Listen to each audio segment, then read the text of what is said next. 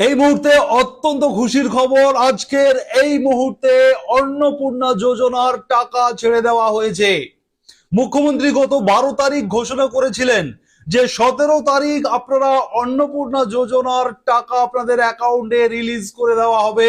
অতএব 17 তারিখ 90% উপভোক্তারা আপনারা অন্নপূর্ণা যোজনার টাকা পেয়ে যাবেন। এবং এই মুহূর্তে আমাদের কাছে খবর রয়েছে অন্নপূর্ণা যোজনার টাকা কিন্তু রিলিজ করে দেওয়া হয়েছে ব্যাংক থেকে। এবার আপনাদের অ্যাকাউন্টে সেই টাকা ডিবিটি লিংকের মাধ্যমে দ্রুততার সঙ্গে ঢুকতে শুরু করবে এবং শুরু করেও দিয়েছে। আপনারা ইতিমধ্যে প্রত্যেকেই ফোন পে বা আপনারা গুগল পে ইত্যাদি ব্যবহার করেন। এছাড়া আপনাদের মোবাইলে এসএমএস চলে আসে। আপনারা এই ভিডিওর কমেন্টে আপনারা লিখুন কারা আপনারা এই মুহূর্তে অন্নপূর্ণা যোজনার টাকা পেয়েছেন, মেসেজ পেয়েছেন, কিংবা আপনারা বিভিন্ন অ্যাপস থেকে ফোন পে গুগল পে বিভিন্ন অ্যাপস থেকে আপনারা সেই অ্যাকাউন্ট ব্যালেন্স আপনারা চেক করে দেখে নিতে পারেন আপনাদের অ্যাকাউন্টে টাকা ঢুকলো কিনা। মুখ্যমন্ত্রী এই মুহূর্তে কিন্তু টাকা রিলিজ করেছেন, আপনাদের অ্যাকাউন্টে সেই টাকা ঢুকতে শুরু করেছে 3000 টাকা অন্নপূর্ণা যোজনার। এই আনন্দের খবরের পাশাপাশি আপনাদের একটি দুঃখের খবরও রয়েছে। অনেকেই আপনারা আজকের টাকা পাবেন না। কারা টাকা পাবেন না সেই বিষয়টা মাননীয় মুখ্যমন্ত্রী শুভেন্দু অধিকারী 12 তারিখ তিনি যখন নবান্ন থেকে এই 17 তারিখের টাকার ঘোষণা নিয়ে এবং কারা যোগ্য কারা অযোগ্য বিবেচিত হয়েছেন, কিভাবে ঝাড়াই বাছাই করা হয়েছে বা ভেরিফিকেশন করা হয়েছে সেটা বলতে গিয়ে তিনি বলেছেন কারা কারা এই 17 তারিখ মানে আজকের কারা টাকা পাবেন না সেটা আপনারা অনেকে জেনে নিন। কারণ অনেকেই আপনারা প্রত্যেকেই অপেক্ষায় রয়েছেন, প্রত্যেকেই আপনারা অ্যাকাউন্ট সার্চ করবেন। আগে জেনে নিন যে আপনি এই ক্রাইটেরিয়ার দলে রয়েছেন কিনা। যদি আপনি এই দলে থাকেন মানে অযোগ্য দলে যদি আপনি থাকেন তাহলে কিন্তু আপনার অ্যাকাউন্টে টাকা ঢুকবে না। কোন কোন ক্রাইটেরিয়া? প্রথমত, আপনি যদি জুলাইয়ের 10 তারিখের আগে যদি আপনি অনলাইন অ্যাপ্লিকেশন করে থাকেন, জুলাইয়ের 10 তারিখের আগে যদি আপনি অনলাইন অ্যাপ্লিকেশন কমপ্লিট করে থাকেন তাহলে কিন্তু আপনার টাকাটা ঢোকার সম্ভাবনা থাকবে। জুলাইয়ের 10 তারিখের পরে যারা আবেদন করেছেন তাদের সবার ভেরিফিকেশন কিন্তু কমপ্লিট করা সম্ভব হয়নি। সেই কারণে জুলাইয়ের 10 তারিখের পরে যারা আবেদন করেছেন আপনাদের টাকা কিন্তু আজকের ঢুকবে না। এটা প্রথমত। দ্বিতীয়ত, যারা আপনারা শহরে বসবাস করেন, আপনাদের বাড়িতে যদি 3টে রুম কিংবা তার বেশি থাকে, যদি আপনি সেটা অন্নপূর্ণা যোজনাতে দেখান ফর্ম ফিল আপের সময় তাহলে কিন্তু আপনি পাবেন না। এটা শুধুমাত্র শহরে, কথাটা বুঝবেন।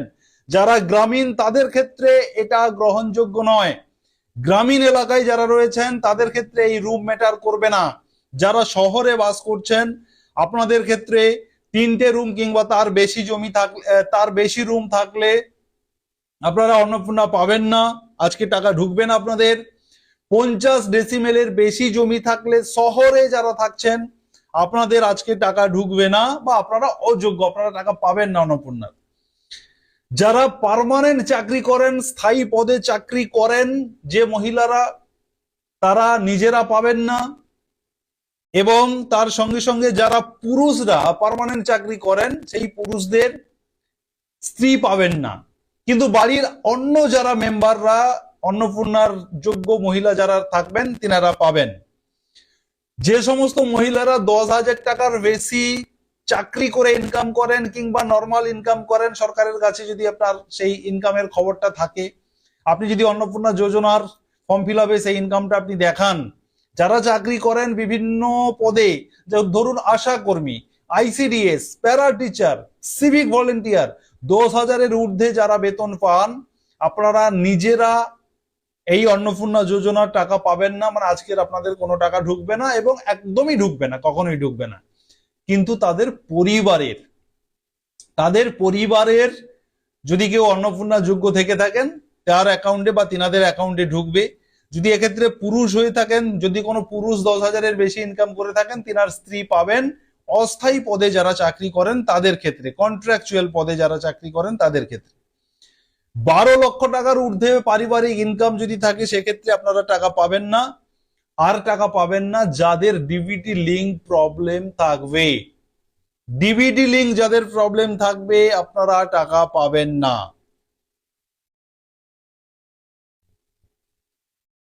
এই কয়েকটি ক্রাইটেরিয়া মেনে আজকের 17 তারিখ টাকা রিলিজ করা হয়েছে। ইতিমধ্যে টাকা ছেড়ে দেওয়া হয়েছে, আপনাদের অ্যাকাউন্টে টাকা ঢুকতে শুরুও করে দিয়েছে। কমেন্টে লিখুন আপনারা কারা কারা টাকা পেলেন, কমেন্টে লিখুন।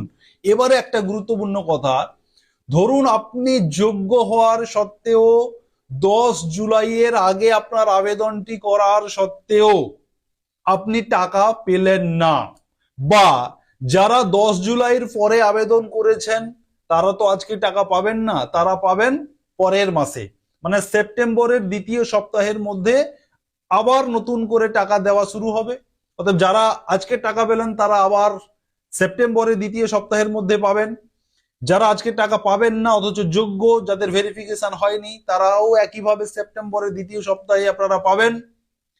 যারা যোগ্য হওয়ার সত্ত্বেও টাকা আজকের পেলেন না এবং 10 তারিখের আগে আবেদন করেছেন তাও টাকা পাচ্ছেন না, যদি এমনটা হয়ে থাকে যদি আপনাদের ক্ষেত্রে, তাহলে আপনাকে একটি অভিযোগ নাম্বার, যে সিএম হেল্পলাইন যেটা রয়েছে, মানে মুখ্যমন্ত্রী যে হেল্পলাইন নাম্বার রয়েছে সেই নাম্বারে আপনারা অভিযোগ করতে পারেন। এছাড়া একটা অভিযোগ পোর্টাল চালু করা হবে, মুখ্যমন্ত্রী জানিয়েছেন যে আমরা একটা অভিযোগ পোর্টাল চালু করব, সেখানে আপনাকে অভিযোগ জানাতে হবে যে আপনি সমস্ত দিক দিয়ে যোগ্য হওয়ার সত্ত্বেও টাকাটা পাননি।